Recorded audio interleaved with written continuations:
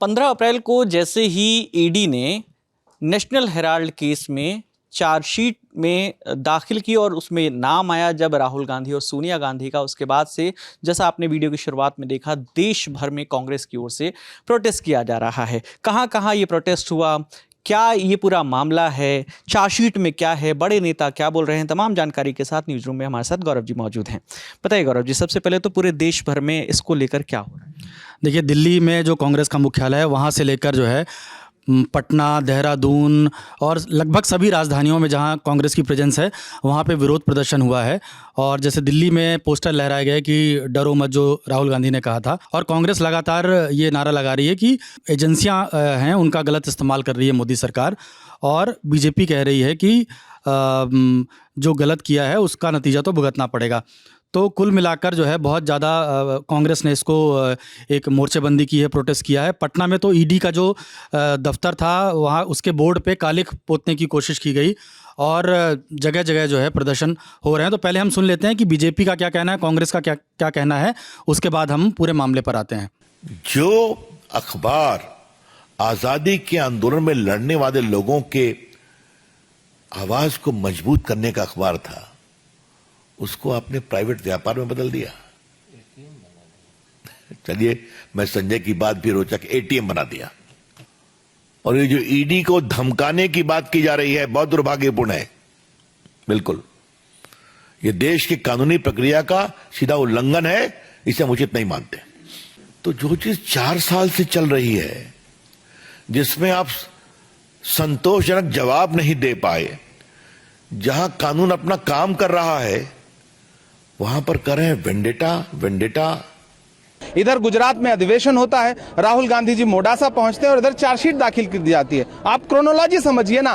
Bharatiya Janata party आने वाले बिहार के चुनाव से, गुजरात में कांग्रेस पार्टी की सक्रियता से, आने वाले असम के चुनाव की संभावित हार को देख करके और विपक्ष की सक्रियता को देख करके, 400 पार के नारे के बाद भी 240 पे अटक जाने के बाद भारतीय जनता पार्टी चाहती है कि विपक्ष को पूरी तरह से कुचल दिया जाए, उनके संसाधन तोड़ दिए जाएं, उनके नेताओं का मनोबल तोड़ दिया जाए। लेकिन भाजपा ये भूल जाती है कि ये गांधी परिवार है जिसने इस देश के लिए न जाने कितनी कुर्बानियां दी हैं। आप गांधी परिवार पे आरोप लगाते हैं, वो एक गांधी परिवार वो परिवार है जिसने अपनी निजी संपत्तियां इस देश के लिए दान कर दी हैं। आप उस पर इस तरह के आरोप लगाते हैं, ये बहुत शर्मनाक है। इस केस में जो तथ्य हैं वो अदालत के सामने आएंगे और मुझे न्यायपालिका पे पूरा भरोसा है। राहुल गांधी जी को लोकसभा से बर्खास्त किया गया, लेकिन अंत में सुप्रीम कोर्ट ने न्याय दिया, इसमें भी मिलेगा। लेकिन ये एक टारगेटेड कार्यप्रणाली है भाजपा सरकार की कि विरोधियों का मनोबल कम करने के लिए, चरित्र हनन करने के लिए एजेंसीज का दुरुपयोग करिए। इस पूरे प्रकरण में जो मैं देख रहा हूँ अखबार टीवी में, कोई ट्रांजैक्शन, कोई पैसे का लेन देन, कोई मुनाफाखोरी, ये नेहरू जी ने 90 साल पहले कोई संस्था शुरू करी थी, उसको बढ़ाने के लिए अगर कोई काम कर रहा है उसमें कोई गलत नहीं है। फिर भी मैं मानता हूँ ये जो कार्रवाई की जा रही है ये सिर्फ और सिर्फ एक बदले की भावना से की जा रही है। और जो 400 की बात करते थे 240 पे अटक गए और इंडिया अलायंस की 235 सीटें आ गई हैं, तो वो उस बात को हजम नहीं कर पा रहे हैं। और ये टारगेटेड जो कांग्रेस के नेताओं को डिफेम करने की जो कोशिश है, इसका जवाब हम देंगे, कोर्ट्स के अंदर तो देंगे, लेकिन सड़क पे भी देंगे। इंटरेस्टिंग ये है कि आप लोग कह रहे हैं कि अहमदाबाद में सेशन कांग्रेस ने की, जिस वजह से ईडी एक्टिव हुई। अब टाइमिंग आपके सामने है और ये केस बहुत लंबे समय से चल रहा है कि पूछताछ हो गई, और ईडी का तो कन्विक्शन रेट है वो 1% है। छापे डालते हैं, चार्जशीट करते हैं, नोटिस देते हैं, लेकिन कोर्ट लताड़ती ईडी को कि आपका कन्विक्शन 1% है। रिकॉर्डेड हिस्ट्री है, मैं अपने आप से नहीं कह रहा हूं। तो ये तो सिर्फ पॉलिटिकली मोटिवेटेड होता है कि कैसे सुर्खियां में ध्यान डाइवर्ट करें। या टैरिफ लग रहे हैं, बेरोजगारी हो रही है, महंगाई, बिजली पानी के हाल बुरे हैं, किसान आत्महत्या कर रहा है, उस पर जवाब देना नहीं है। नेताओं को टारगेट करो, सुर्खियां बटोरो और ध्यान डाइवर्ट करो। लेकिन कांग्रेस जन जो है वो इसका जवाब देंगे न्यायपालिका के माध्यम से, और सड़कों पे भी देंगे जवाब। 12 साल पुराने केस में जो चार्जशीट फाइल करी गई है उसमें चार्ज लगाया गया है मनी लॉन्ड्रिंग का। उस केस में जहां पर मनी मतलब पैसे का, एक पैसे का लेन देन नहीं हुआ, प्रॉपर्टी का ट्रांसफर नहीं हुआ, हस्तांतरण नहीं हुआ, सेक्शन 25 की नॉट फॉर प्रॉफिट कंपनी है, उसका ना कमर्शियल ट्रांजैक्शन हो सकता है, ना उसमें डिविडेंड मिलेगा। तो इस पूरे मामले पर हमने पक्ष और विपक्ष के नेताओं का सुना, आरोप क्या लग रहे हैं उस पर, विपक्ष क्या कह रहा है, पक्ष क्या कह रहा है, दोनों चीज़ें हमने सुनी। अब ये जो पूरा मामला है वो हम जानना चाहेंगे, और साथ ही चार्जशीट में जब ये नाम आए राहुल गांधी, सोनिया गांधी के साथ बाकी लोगों के भी, वो चार्जशीट में क्या क्या बातें कही गई हैं। तो सबसे पहले तो आप ये नेशनल हेराल्ड केस क्या है, अगर ब्रीफ में आप बताएं।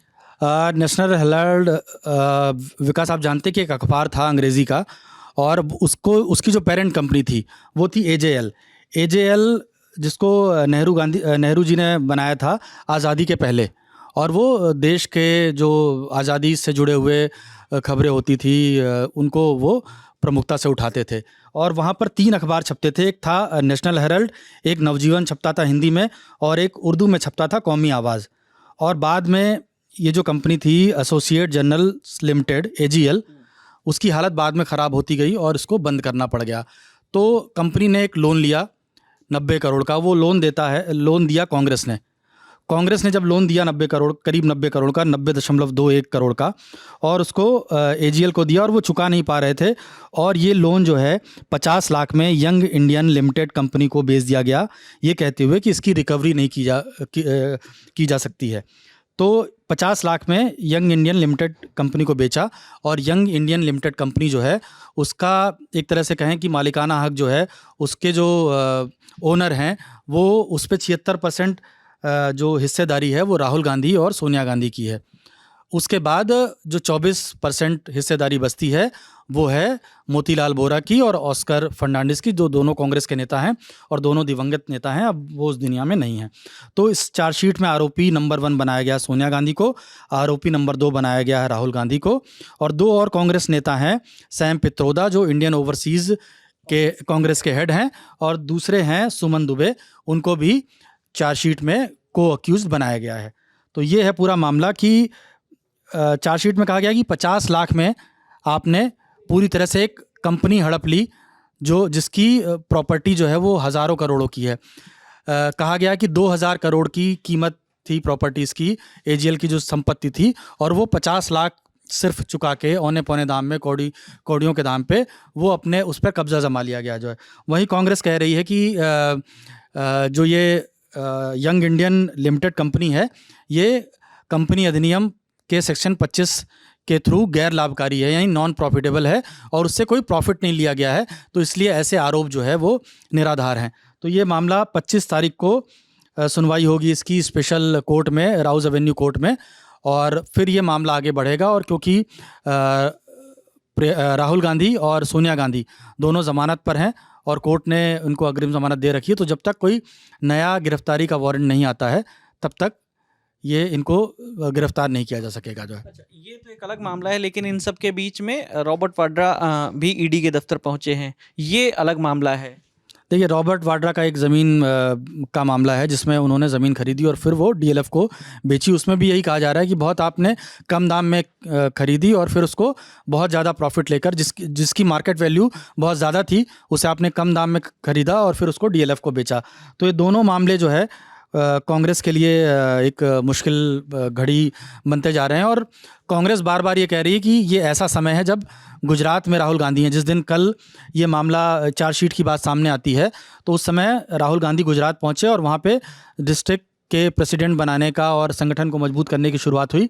तो कांग्रेस का कहना है कि उस काम में बाधा डालने के लिए, क्योंकि गुजरात से नरेंद्र मोदी और देश के गृह मंत्री अमित शाह आते हैं, तो वहाँ पर क्योंकि पेनिट्रेट कर रहे हैं, इसलिए ये बदले की कार्रवाई की गई है। जबकि बीजेपी का कहना है कि बदले की कार्रवाई कुछ नहीं है, अगर आपने गलत किया है तो आपको सज़ा भुगतनी पड़ेगी जो है। और इन सब के बीच में कांग्रेस की ओर से कहा यह भी जा रहा है कि जब वापस कांग्रेस आएगी तो जो विपक्ष में नेता होंगे, यानी भारतीय जनता पार्टी और एनडीए के नेता, उनको भी इसी तरह के केसेस का सामना करना पड़ सकता है।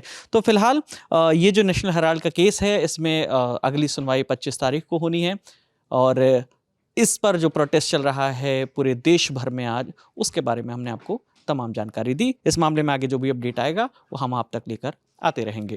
पूरी बातचीत में हमारे साथ गौरव जी थे, कैमरे के पीछे हमारे साथी अमितेश है, मेरा नाम विकास वर्मा है। देखते रहिए दी ललन टॉप। शुक्रिया।